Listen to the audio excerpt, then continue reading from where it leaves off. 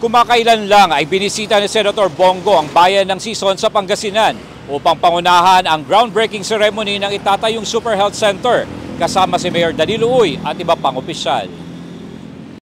Binigyang diin ng senador na siyang chairman ng Senate Committee on Health ang kahalaga ng pagbibigay ng serbisyo medikal sa mga kababayan sa malalayong lugar ng Pangasinan. Ngayon po, with the Super Health Center, ay pwede na po dyan yung panganganak, yung mga minor cases. Ang kinaganda nito, madidecongest yung mga hospital. Dahil dyan na po sila magpapa-check up, mga minor cases, panganganak dyan na po. So, isang paraan po ito na ilayo natin sa ang mas lumala.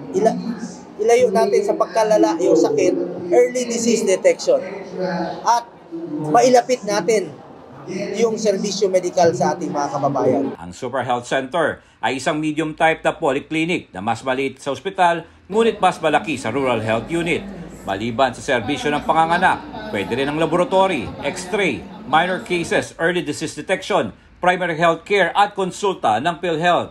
Ang nasabing pasilidad ay mayroong kabuuang 12 milyong pisong pondo, 10 milyon para sa pagpapatayo ng gusali, habang 2 milyon ay para sa mga medical equipment na kailangan ng Super Health Center. Ang bagong Super Health Center ay isa lamang sa 26 na pinondohan para sa lalawigan ng Pangasinan. Samantala, sa kanyang talumpati, nagbigay din ng pahayag si Senator Go kaugnay sa naiulat na smuggled goods sa Pangasinan, particular na sa mga produktong pang-agrikultura na ibinebenta sa online, kabilang smuggled onions. Nakakadihado anya ang mga nasabing illegal na gawain sa mga lokal na magsasaka dahil ikalulugi nito ang kanilang hanap buhay.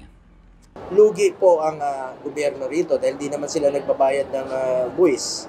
Makakatulong pa yan sa mga mahirap nating mga kababayan. Pangalawa, kung hayaan natin ito, parang tinotolerate po ng gobyerno ang smuggling. Remember, unahin natin parati ang ating mga farmers. Dapat po masaya ang farmers, dapat po kumita ang farmers. Sila po yung mga isang kahig, isang tuka na nangailangan po ng tulong. In fact, dapat nga i-subsidize pa sila pag nalulugi ang ating mga local farmers. Kaya naman nanawagan si Senator Go sa Department of Trade and Industry or DTI at law enforcement agencies na paigtingin ang pagpapatupad ng anti-agricultural smuggling law upang mapigilan ang online selling ng mga smuggled onion. Para sa Diyos at Pilipinas Kumahal, J. Miguel Mendoza, SMNI News, North Luzon.